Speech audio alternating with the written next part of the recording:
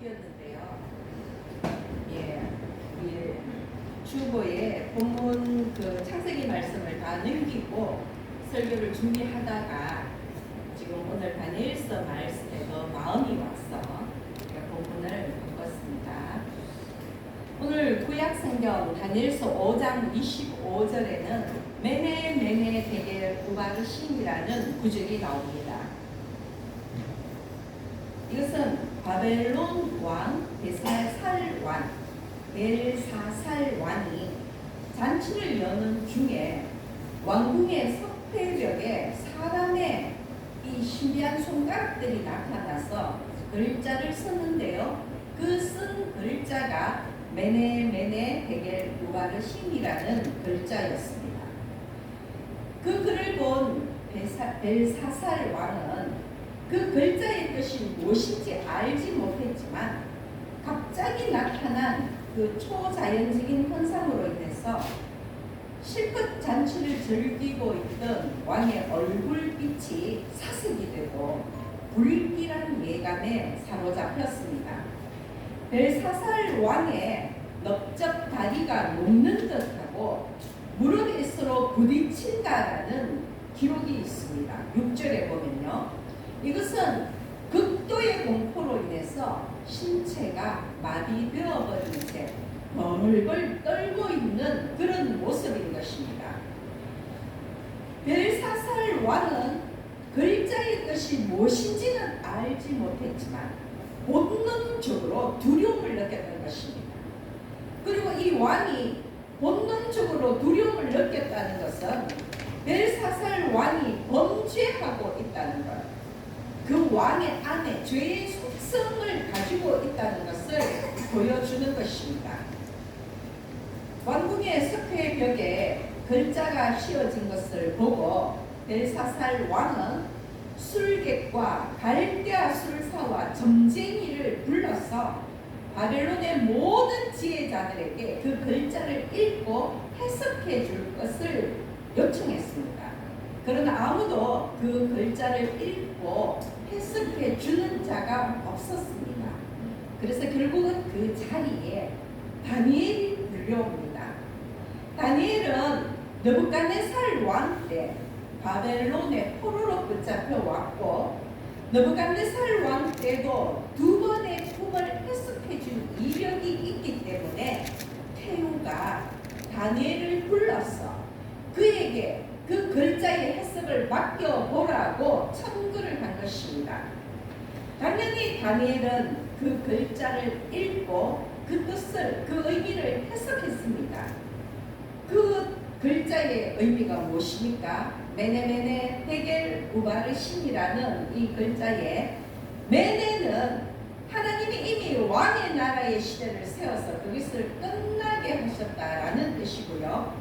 데겔은 왕을 저울에 달아보니 부족함이 보였다는 뜻이고, 마지막으로 우바르신은 왕의 나라가 나뉘어서 메대와 바사 사람에게 준바되었다라는 의미라고 다니엘이 해석을 했습니다. 즉 메네 데겔 우바르신이라는 글의 뜻은 하나님이 벨사살 왕을 비롯한 바벨론 제국의 죄악들을 일일이 살펴본 결과 저울로 달아보았다는 것은 아주 세심하게 살펴보았다는 것입니다. 그것을 살펴본 결과 그 죄악이 너무나 극심해서 이제는 바벨론 제국을 심판할 수밖에 없고 바벨론 제국을 멸망시켜서 메대와 바사에게 나누어 주신다라는 그런 의미라는 것입니다. 그런데 여러분, 바벨론 제국의 멸망과 벨사살 왕의 죽음에 대한 예언은요, 그 예언이 나타난 바로 그날 밤 즉시 이루어지고 말았습니다.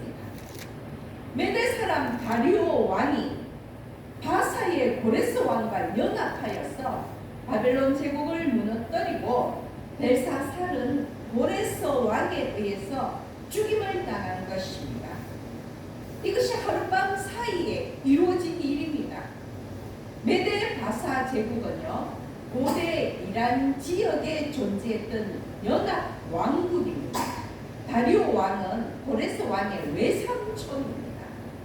이후에 고레스가 실권을 지게 되고요. 메데 바사 연합국은 페르시아 제국으로 성장해 갔습니다. 오늘날 이란이라는 나라 있지 않습니까? 그 이란의 주축이 된 것이 바로 메데 바사 제국이라고 여러분들이 생각하시면 될 것 같습니다.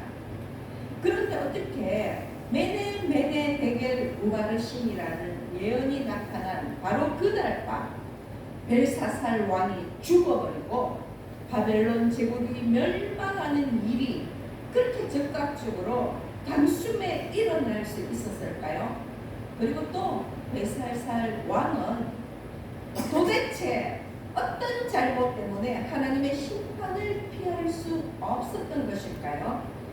바로 다니엘서 5장의 상황을 살펴보면 그 이유를 알 수 있습니다. 다니엘서 5장 1절에서 4절 내용을 보면요. 벨사살 왕이 연회를 여는데 무려 1,000명이나 되는 엄청난 수의 귀족들을 초청해서 큰 잔치를 벌였습니다. 그리고 귀족들은 물론 왕후들과 후궁들과 더불어 술을 마셨습니다. 그런데 사실 고대 근동 국가에서 왕이 잔치를 열어서 이렇게 귀족들과 더불어 술을 마시는 것은 흔한 일이었습니다. 그런데도 불구하고요. 지금 벨사살 왕에게 이 잔치는 지극히 비정상적이고 방탕한 잔치라는 것입니다. 왜냐하면요. 지금 벨사살은 1,000명이나 되는 귀족을 불러서 잔치를 벌이고 흥청망청 놀 때가 아니라는 것입니다. 왜냐하면 지금 벨사살 왕이 어떤 상황이 어떤 지경에 놓였는지 아십니까? 이때 벨사살 왕이 1,000명이나 되는 귀족을 불러서 먹고 마시고 흥청망청 잔치를 즐기는 이때는요. 바사왕 고레스가 지금 벨사살 왕이 거주하고 있는 그 바벨론 성을 완전히 포위한 채 무려 2년이나 시간이 지난 시점이었다는 것입니다. 다시 얘기하면 메데 바사 제국의 그 연합국이 지금 바벨론에 쳐들어와 가지고 바벨론의 모든 도시들을 다 점령하고요. 지금 마지막 남았는 바벨론 성 이것도 무려 2년간이나 그 주변을 포위하고 있었다는 것입니다. 벨사살 왕은 위대한 제국 바벨론의 왕이었지만 지금 메데바사 연합국에 포위되어서 그 바벨론 성 안에서 꼼짝도 못하고 있는 그런 지경이라는 것입니다. 그 시간이 무려 2년이나 지났다는 것입니다. 바벨론 제국은 고레스와의 전쟁에서 계속 패배해서 수도인 이 바벨론 성만 남겨놓고 있는 상태라는 것입니다. 그런데 지금 벨사살이 그러한 환경에도 불구하고 그 바벨론 성 안에서 귀족들과 더불어 잔치를 벌이고 있다는 이것이 여러분 정상적인 것입니까? 지금 적들에 의해서 완전히 포위되고 무려 2년이나 지난 상황이었는데도 여전히 벨사살은 전혀 위기감을 느끼지 못하고 있다는 것이었습니다. 왜냐하면 비록 멸망해 가고 있는 바벨론 제국이었지만요. 여전히 1,000명이나 되는 귀족을 불러서 잔치를 열 정도였으니 지금 그 벨사살은 자신의 생명과 자기의 나라 바벨론이 멸망할 지경에 경각에 달려 있었음에도 불구하고 지금 그것을 판단할 판단력조차도 없었다는 것입니다. 그리고 더군다나 역사가들에 의하면요. 그동안 이 바벨론 제국은 많은 식민지들로부터 각양각색의 진상품들 또는 전리품들을 그 바벨론 성 안에 쌓아두었는데 무려 20년을 버틸 수 있는 그런 양이었다. 그러니 여러분 생각해 보십시오. 20년을 버틸 수 있는 그러한 식량과 물건들이 바벨론 성 안에 있었고요. 또한 이 바벨론 성은 천혜의 요새라고 생각했기 때문에 결단코 메데 바사 연합국이 이 바벨론 성을 무너뜨리지 못하고 결국은 자기들이 지쳐서 그 포위를 풀고 물러날 거라는 그런 안일한 생각에 사로잡혀 있었다는 것입니다.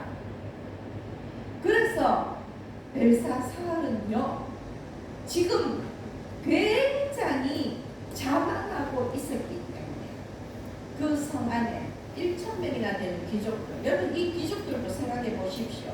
바벨론의 도시들이 점령되면서 그 귀족들이 아마 도망쳐서 바벨론 성 안으로 왔을 것입니다. 그런 그들이 모여서 지금 흥청망청 연애를 벌이고 있었다는 것입니다. 결국 바벨론 제국이 2년 동안이나 메데바사 연합국에 포위되어서 매우 위급한 상황에 처해 있었음에도 불구하고요, 벨사살은 이 세상의 권력과 영광에 취해서 방탕한 잔치를 벌이고 즐기다가 결국 그 하나님의 예언대로 그 밤에 목숨을 잃고 말았던 것입니다. 여러분, 이 벨사살은 절대 권력자라고 스스로 자만하고 있었고요. 또한 벨사살이 지금 이렇게 비정상적인 행동을 함에도 불구하고 아무도 그 곁에서 벨사살에게 충원을 해주는 사람들이 한 명도 없었다는 것입니다. 다시 말씀을 드린다면 벨사살 왕뿐만 아니라 그 자리에 있었던 모든 귀족과 신하와 그 주변의 사람들, 모든 지도자들도 똑같이 부패해 있었다는 것입니다. 타락해 있었다는 것입니다. 위기감을 느낄 만큼 판단력조차도 없었다는 것입니다. 그 어떤 시대, 어떤 나라든지 지도자가 타락하고 부패하면 그 나라가 멸망한다는 것, 우리는 세계 역사를 통해서 잘 배워왔지 않습니까? 지도자가 자신의 그 자리를 책임지지 못한다면 자신뿐만이 아니라 그 나라 전체가 하나님의 심판을 피할 수가 없는 것입니다. 그래서 결국 그 위대한 바벨론 제국은 이 벨사살로 말미암아서 멸망할 수밖에 없었습니다. 그런데 벨사살이 하나님의 심판을 피할 수 없었던 더 큰 이유가 있습니다. 더 큰 범죄가 있다는 것입니다. 무엇이냐면요, 벨사살이 연회를 열어서 술을 마실 때에 예루살렘 성전에서 탈취해온 금, 은 그릇에 술을 담아 마셨다는 것입니다. 성전에서 탈취해온 성전의 그릇은 무엇을 이야기합니까? 하나님께 제사를 지낼 때 쓰이던 성전의 기구라는 것입니다. 하나님께 바쳐지는 그릇이라는 것입니다. 이 얼마나 교만하고 폐역한 행동입니까? 벨사살의 롯대왕이 느부갓네살이었지 않습니까? 느부갓네살 왕이 예루살렘을 침입할 때, 제1차 예루살렘 침입 때에 느부갓네살은 예루살렘 성전에 있는 기구를 가져와서 자기가 섬기는 신의 그 신전의 보물 창고에 그것을 다 보관하고 있었다는 것입니다. 일종의 전리품이죠. 그 당시만 해도 느부갓네살 왕은 보라, 우리의 왕이, 나의 왕이 이스라엘의 왕을 이겼다, 그것을 자랑하는 마음으로 예루살렘 성전의 그릇들을 전리품으로 가져와서 자기가 섬기는 그 신의 신전에 두었다는 것입니다. 그런데 지금 벨사살 왕이 하나님의 그 성전의 기구들을 가져와서 그 그릇들을 가져와서 귀족들과 왕후와 후궁들과 더불어서 술잔으로 섰다는 것입니다. 우리 하나님의 마음이 어떠했겠습니까? 그것뿐만이 아닙니다. 하나님의 성전의 기구들에 술을 부어서 마시면서 그들은요, 금, 은, 구리, 쇠, 나무, 돌로 만든 바벨론의 온 잡신들을 찬양했다는 것입니다. 하나님의 성전의 그릇들로 술을 마시면서 자기들이 섬기는 이방의 우상을 숭배하는 일이 그 자리에서 벌어지고 있었다는 것입니다. 이방의 우상 숭배의 제사 음식을 생각해보면 뻔하지 않습니까? 모두들 술에 취해서 고성방가를 하고요, 음란한 행위를 하면서 고의적으로 하나님을 모독하였을 것입니다. 굳이 하나님의 성전에 그 그릇들을 술잔으로 쓸 이유가 무엇이 있습니까?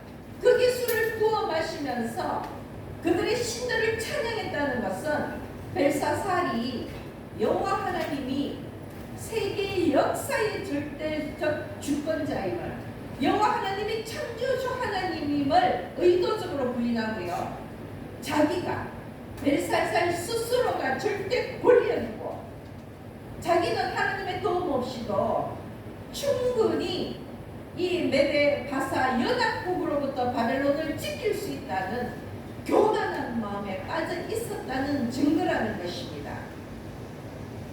바벨론의 귀족들에게 그 자취를 열어서 자기의 그 자신감을 과시하느라 벨사살은 지금 엄청난 불경죄를 저질렀습니다. 하나님을 모독하고 하나님을 경멸한 것입니다. 그런데 느부갓네살 왕 바로 다음이 벨사살 왕이지 않습니까? 이 느부갓네살은요, 원래 이스라엘을 침입할 정도로 그렇게 하나님을 무시한 자였지만, 그러나 다니엘을 통하여서 하나님이 세상의 주권자임을 깨닫고 이제 그는 오히려 자기가 섬기는 신이 아니라 여호와 하나님이 진정한 주권자임을 찬양한 것이 바로 느부갓네살 왕입니다. 실제로는 벨사살의 친아버지는 아닙니다. 벨사살 왕의 아버지와 같은 가계의 사람이었습니다. 그의 부친 느부갓네살이라고 표현을 한다는 것은 그만큼 그와 가까웠고, 또한 이 느부갓네살 왕이 바벨론 제국의 위대한 왕이기 때문에 그렇게 표현한 것입니다. 그 느부갓네살 왕의 그 이야기를 통하여서 하나님이 어떤 하나님인지, 또한 왜 느부갓네살 왕이 하나님을 찬양하고 하나님을 경배하게 되었는지 벨사살이 모르지 않았을 것입니다. 알았을 것입니다. 그럼에도 불구하고 지금 이 벨사살이 이러한 행태를 벌이고 있는 것은 그의 마음이 지극히 교만하여서 하나님 위에 서고자 했기 때문이라는 것입니다. 지극히 자만하여서 스스로 하나님의 존재를 부인하고 있었다는 것입니다. 여러분, 느부갓네살 왕이 다니엘서 4장 34절에서 37절에 보면 고백한 구절이 있습니다. 제가 읽어드리겠습니다. 내가 지극히 높으신 이에게 감사하며 영생하시는 이를 찬양하고 경배하였나니 그 권세는 영원한 권세요 그 나라는 대대에 이르리로다. 땅의 모든 사람들을 없는 것 같이 여기시며 하늘의 군대에게든지 땅의 사람에게든지 그는 자기 뜻대로 행하시나니 그의 손을 금하든지 혹시 이르기를 내가 무엇을 하느냐고 할 자가 아무도 없도다. 그러므로 나 느부갓네살은 하늘의 왕을 찬양하며 칭송하며 경배하노니 그의 일이 다 진실하고 그의 행하심이 의로우심으로 교만하게 행하는 자를 그가 능히 낮추심이라. 아멘. 아멘.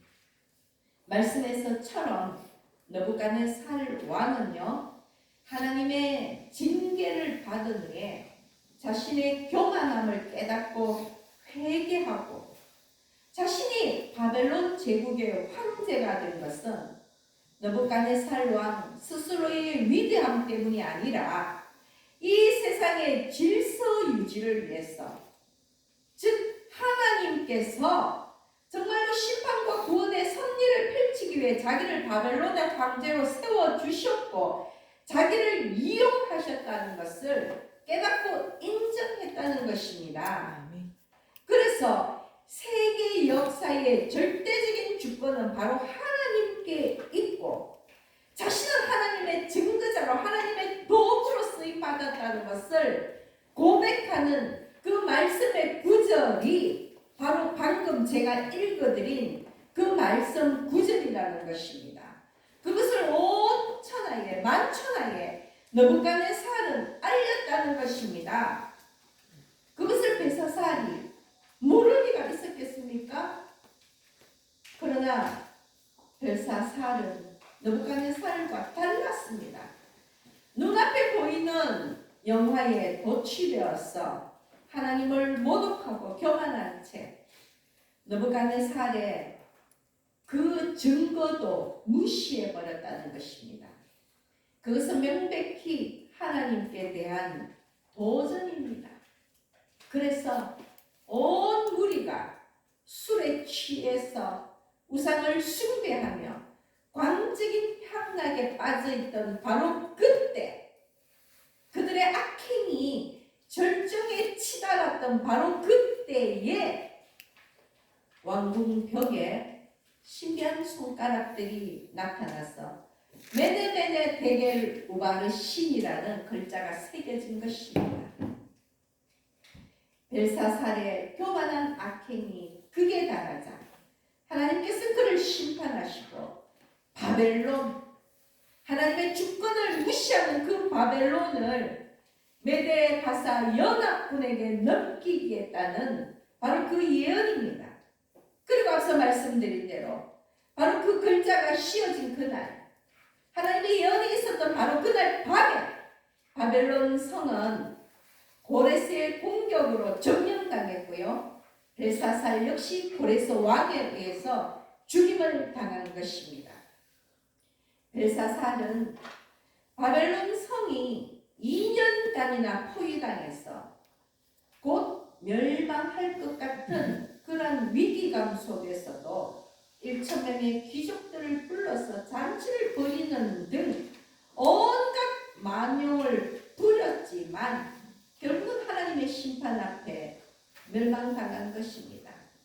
근데 보십시오.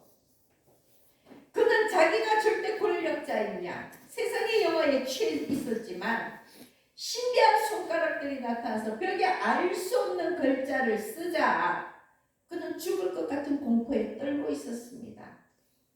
사지가 마비되고요.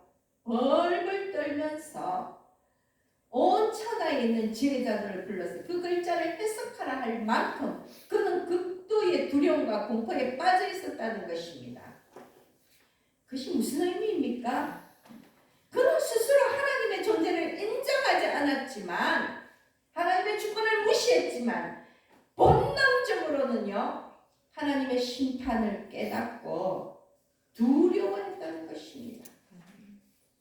여러분, 벨사살은 하나님의 심판으로 인해서 바벨론의 마지막 왕이 되어버렸습니다. 역사상 그 위대하고 찬란했던 바벨론 제국이 역사의 뒤안길로 사라진 것입니다. 그렇다면 왜 벨사살이 심판당했습니까? 절대 주권자인 하나님을 인정하지 않고 교만했기 때문입니다. 또 하나님의 도움 없이 자기 스스로 바벨론 제국을 지킬 수 있다고 자만했기 때문입니다. 또 절대절명의 위급한 순간에 2년이나 바벨론 성이 적들에 의해 포위당하고 있었음에도 사치와 향락에 빠져 있었기 때문입니다. 그러나 그 모든 것보다 더 큰 심판의 이유는 예루살렘 성전의 기명으로 술을 마시며 예루살렘 성전의 그릇으로 술을 마시며 의도적으로 하나님을 모독하고 우상을 숭배하며 광란의 잔치를 벌였기 때문입니다. 하나님을 모독하고 우상을 섬기는 것, 솔직히 여러분, 사람이 저지를 수 있는 죄 중에 가장 큰 영적인 범죄라는 것을 마음에 새기시기를 바랍니다. 그리고 절대로 용서받을 수 없는 죄가 하나님을 기만하고 경멸하고 모독하고 우상을 숭배하는 것입니다. 생각해 보십시오. 그때 느부갓네살 왕이 교만하여서 하나님의 왕위를 빼앗기고요, 사람들에게 쫓겨나서 짐승들 무리해서 마치 짐승처럼 그렇게 비참한 생활을 한 적이 있었습니다. 그러다가 하나님의 권능과 절대 주권을 깨닫고 자신은 위대한 바벨론 제국의 왕이지만 그것이 결국 자기가 잘났어가 아니라 하나님께서 자기에게 맡기신 소명이요, 자기의 역할이라는 것을 깨닫고 하나님의 절대 주권을 인정하면서 다시 그 모든 것이 회복되어서 바벨론 제국의 왕으로 살아갈 수 있었습니다. 앞서 말씀을 드렸지만 바벨론 제국의 가장 위대했던 왕 느부갓네살이 어떻게 하나님을 경배하게 되었는지, 어떻게 그가 하나님을 찬양하게 되었는지 벨사살은 당연히 알았겠지만 정복자로서의 그 교만함에 빠져서 이스라엘 하나님을 인정하지 않고 오히려 경멸하고 모독함으로 인해서 하나님의 심판을 받을 수밖에 없었다는 것입니다. 그때의 교훈으로 받아들이지 않고 여전히 그는 자만했다는 것입니다. 그래서 다니엘서 5장 22절 23절을 보면요, 다니엘이 벨사살 왕을 향하여 책망하는 소리가 있습니다. 이것이 명백한 심판의 이유입니다. 한번 성경을 보시기 바랍니다. 다니엘서 5장 22절 23절입니다. 벨사살이여, 왕은 그의 아들이 되었어. 즉 느부갓네살의 아들이 되어서 이것을 다 알고도 아직도 마음을 낮추지 아니하고 도리어 자신을 하늘의 주제보다 높이며 그의 성전 그릇을 왕 앞으로 가져다가 왕과 귀족들과 왕후들과 후궁들이 다 그것으로 술을 마시고 왕이 또 보지도 듣지도 알지도 못하는 금, 은, 구리, 새와 나무, 돌로 만든 신상들을 찬양하고 도리어 왕의 호흡을 주장하시고 왕의 모든 길을 걱정하시는 하나님께는 영광을 돌리지 아니한지라. 여러분, 이것이 벨사살의 심판의 이유라는 것입니다. 아멘. 여러분 명심하십시오. 하나님을 인정하지 아니하고요, 하나님을 기만하고 하나님을 경멸한다면, 하나님을 모독한다면, 하나님 외에 다른 신을 섬긴다면 하나님의 심판을 피할 수가 없습니다. 여러분, 우리는 하나님의 피조물입니다.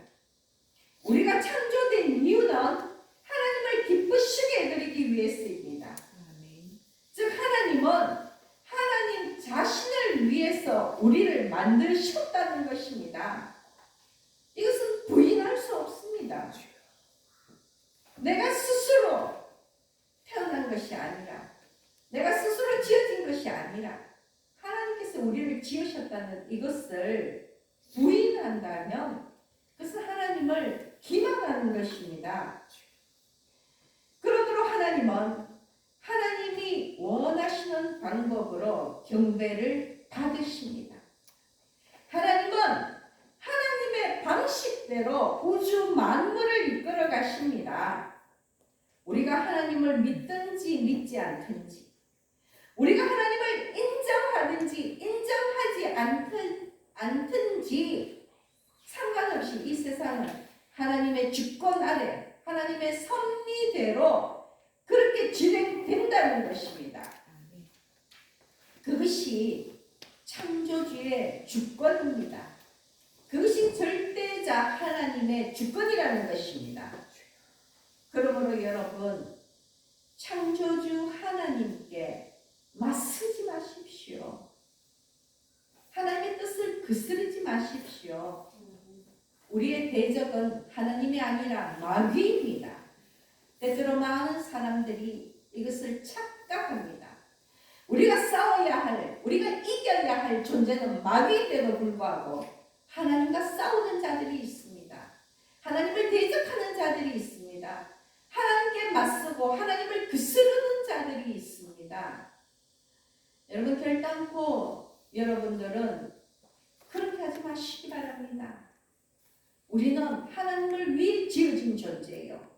우리는 하나님께 순종하여야 하며 하나님께 복종하여야 하며 우리는 하나님을 기쁘시게 하는 그 창조의 목적으로 살아가야 한다는 것입니다. 그런데 왜 우리가 우리의 창조주를 모르고 섬기지도 않고 비난하며 모독하며 대항합니까? 죽음과 지옥을 다스리는 하나님을 모독하는 것은 정말로 어리석은 일이며 피조물인 우리가 창조주 하나님에게 맞서는 것은 하나님에 대한 반역입니다. 그 결과는 영원한 지옥불에 떨어져 멸망하는 것입니다. 제가 하나님과 싸우지 말라고, 하나님께 맞서지 말라고, 하나님을 거스르지 말라고 말씀을 드리면 여러분 당연히 그렇지 않다고 생각하실 것입니다. 그러나 여러분, 여러분의 내면을 깊이 들여다보십시오. 여러분은 때때로 하나님과 싸우고 여러분은 때때로 하나님을 기만하며 여러분은 때때로 하나님을 모독합니다. 정말로 우리가 이 말씀 안에서 하나님 앞에서 완전히 성결할 수 있는지 우리가 절대 주권자인 하나님을 절대적으로 그렇게 인정하며 섬기고 있는지 여러분 가슴에 손을 얹고 생각해 보시라는 것입니다. 그 누구도 자유로울 수 없을 것입니다.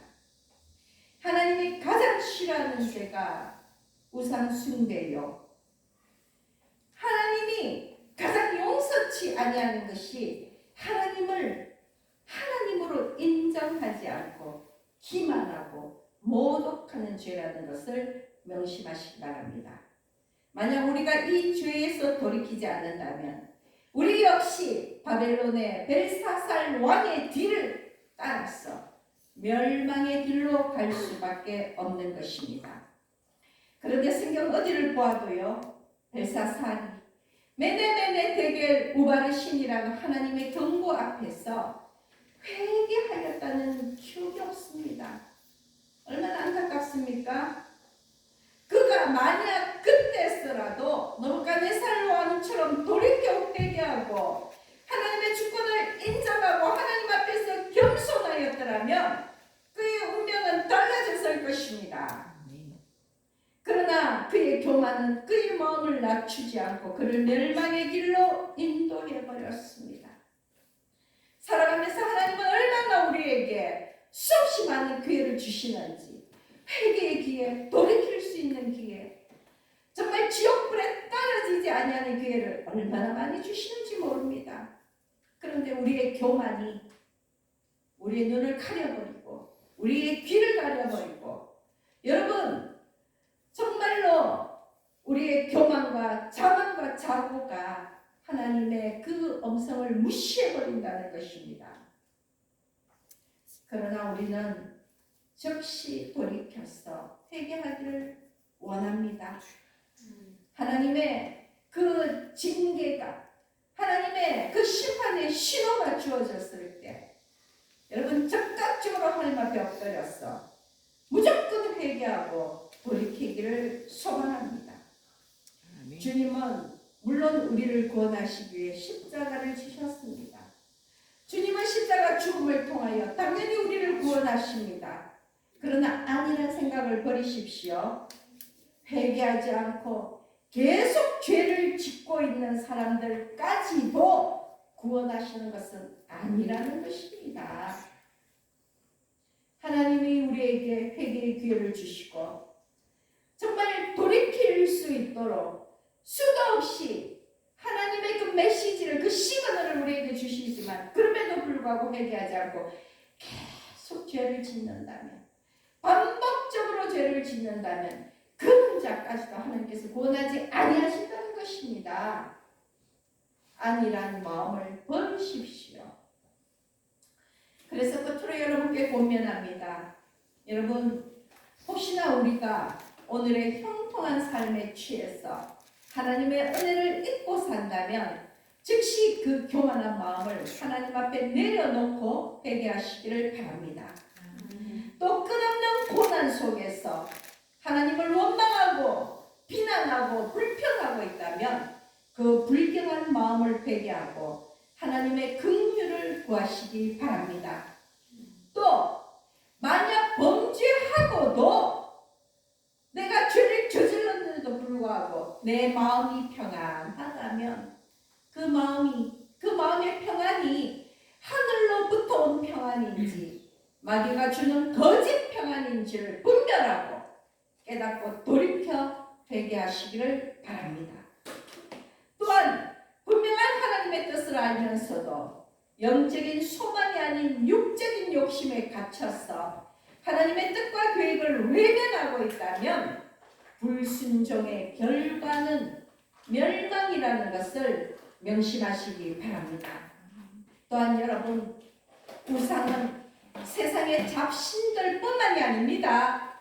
여러분 안에 있는 이념과 사상의 우상, 명예와 부의 우상, 권력과 아집의 우상을 쫓아내고 성결한 주의 자녀로 살아가시기를 권면합니다.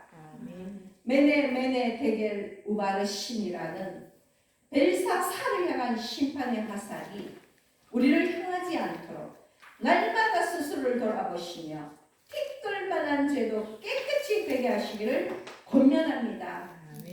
그래야 해서 오늘 함께 말씀을 나눈 열방의 모든 성도들은 날마다 하나님의 그 심판의 저울에 달릴 때마다 오히려 하나님을 기쁘시게 하는 자 되시기를 예수 그리스도의 이름으로 축원합니다. 아멘. 기도드리겠습니다.